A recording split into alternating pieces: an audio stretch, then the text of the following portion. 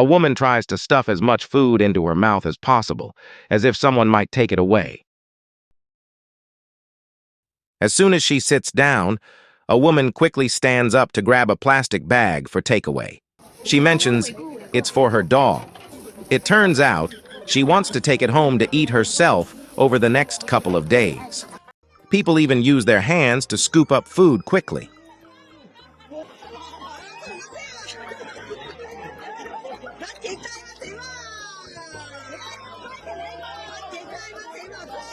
The rural wedding banquet was just beginning when it was abruptly packed up and cleared out.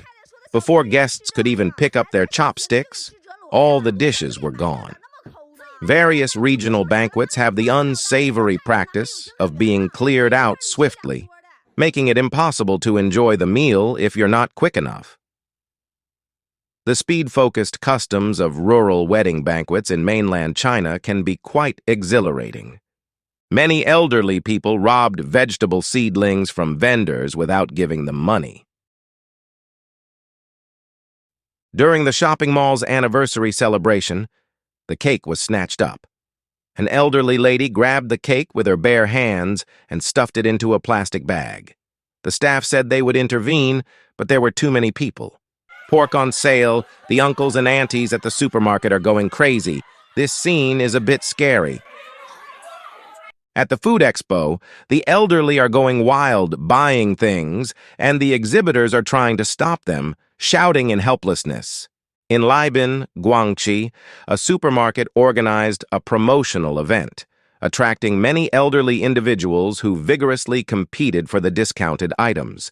In the midst of the commotion, a 78-year-old person was knocked down and, unfortunately, someone unintentionally stepped on them, resulting in a fractured rib. July 19th, Danzhou, Hainan. Uncles and aunties go crazy grabbing discounted rice at the supermarket, showing incredible fighting spirit. Staff members are scared and retreat backward. Many areas in Henan have experienced persistent heavy rainfall, with Zhengzhou encountering an extremely rare and once-in-a-millennium heavy rain. On July 21st, outside a tobacco and liquor store in Zhengzhou, Henan, a scene unfolded where an indeterminate number of premium liquors were washed into the river. After some were salvaged, they were subjected to on-site looting by a crowd of people. The store owner, in despair, cried and knelt down, pleading with passers-by to return the salvaged items. A community in Chongqing held a zongzi, sticky rice dumpling, wrapping competition, but it turned chaotic as some middle-aged women directly packed and took away the glutinous rice. One woman, unable to tolerate this, overturned the basin in protest. In a recent incident in Zhoukou, Henan, villagers looted corn, once again thrusting Henan into the public spotlight and capturing nationwide attention. The event unfolded on October 31st, a day of abundant harvest, turning into a devastating setback for Ms. Wan, a farmer, erasing a year's hard work. On that day, neighboring villagers noticed the ripe corn in Ms. Wan's fields and descended for the looting. The number of participants exceeded 500, with over 20 guards hired by Ms. Wan powerless to intervene. Even when the police arrived, they couldn't halt the looting, and the scene was dominated by the voices of the looters. Despite police warnings, the looters left the scene without hesitation. Ms. Wan estimates the incident caused a loss of over 20,000 kilograms of corn, resulting in an economic setback of 200,000 yuan, an impactful sum for a farmer. What adds to the heartbreak is that this loss wasn't due to a natural disaster, but human actions. People bluntly described the event as a modern form of banditry. Why envy others during a good harvest? Can't they bear to see others succeed? Don't they realize their actions are illegal? The widely circulated video, rapidly gaining popularity within the global Chinese community, prompted considerable surprise and reflection. It brought back memories of communal kitchen scenes from the past, where large pots of food disappeared in an instant, raising concerns about whether China was facing a food crisis or if local residents were experiencing hunger due to economic difficulties. Shortly afterward, some online users clarified that this spectacle was actually a local tradition prevalent in specific rural areas of China, commonly observed during celebratory events, especially weddings. One day before a wedding, a massive cauldron would be placed outdoors, fueled by firewood and positioned in a spacious courtyard. Once the food was prepared, it was served in a large wok, and local villagers would gather to enjoy the abundant feast. This practice served as a poignant reminder of China's historical involvement with communal kitchens. In China, as in any other country, the behavior and ethics of its citizens can vary widely. While many people exhibit commendable conduct in public spaces, there are also instances of questionable actions. This essay aims to shed light on the behavior of certain individuals in China, particularly highlighting incidents that reflect a lapse in discipline and ethics. In recent years, a large number of people have donated their land to corporations, independent contractors, or agricultural bases. Even if they receive fees or profit shares from these operations, they are no longer able to grow their own food or work in agriculture. Because of their age, health, or lack of skills, some peasants find it difficult to adapt to life in cities, and not all villages are able to obtain stable employment after land transfers. The primary reason for this state of affairs is the government's inability to carry out its duties and give the farming community the necessities. It highlights the fact that a person's past has an impact on their conduct in addition to poverty. The Cultural Revolution and the Great Famine were two historical occurrences that many elderly peasants experienced because they were born around the time the Chinese Communist Party came to power.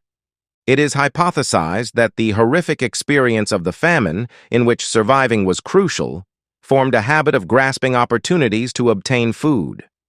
Extreme self-interest took the place of conventional values during the Cultural Revolution, a time of moral deterioration. The severe materialist propaganda of the Chinese Communist Party, which undermined people's faith in traditional qualities, is criticized in this article. It said that decades of subliminal CCP influence has made people more self-centered and singularly focused on money and rewards. The essay depicts some old people as pitiful victims of their times, influenced by the stormy age they lived through, even if it condemns their despicable conduct. Since that period of time is thought to have left an irreversible mark on them, it's possible that they never wanted to forget it. In recent days, Chinese media has been abuzz with discussions about the upcoming One Village, One Canteen initiative. This project, gaining significant attention on domestic social media, aims to address concerns regarding food safety and nutrition in rural areas. The proposal involves establishing public canteens in each village, providing affordable and nutritious meals for peasants at a cost ranging from as little as 30 US cents to 70 US cents per meal. Prior to the One Village, One Canteen project, community kitchens were already in operation in urban areas, with state-run canteens offering meals for residents, raising concerns among the public about the return of communal eating systems. The video showcases people trying out the food in a state-run canteen, offering viewers a glimpse into these establishments. Providing free meals to the populace can have unintended consequences, particularly in maintaining the quality of food distribution. When meals are distributed without cost, there may be less incentive to uphold high standards in food preparation and sourcing, potentially compromising food safety and nutritional value. The absence of market-driven mechanisms, such as competition and consumer choice, may lead to reduced accountability in food distribution. Health-related worries have surfaced, with concerns about the safety and nutritional value of the provided meals. The emphasis on prepared food, pre-cooked and processed to extend shelf life, has drawn parallels to instant noodles and processed foods, sparking debates on food quality and transparency. The initiative to provide free meals has led to various consequences in Xi'an, resulting in severe food wastage. The lack of restrictions and fees has caused canteens to serve unnecessary dishes and maintain diverse menus, contributing to visible squandering of food resources and an endangered food supply. Furthermore, free meals have diminished personal contributions and responsibility, as people became less mindful of thriftiness and responsible food use. Some canteens even adopted a buffet-style dining experience, encouraging rampant food waste and exacerbating food shortages. These past experiences with free meal programs have left a profound impact on the Chinese psyche. Memories of scarcity and the negative outcomes tied to such initiatives have heightened concerns about potential food shortages and resource waste. Chinese society exhibits diverse attitudes and behaviors, from grabbing free items to engaging in aggressive shopping and participating in events with a lack of discipline. The incidents related to free resources underscore a perceived lack of responsibility and ethics, especially among the elderly, emphasizing the need to instill respect for shared resources and a sense of community responsibility.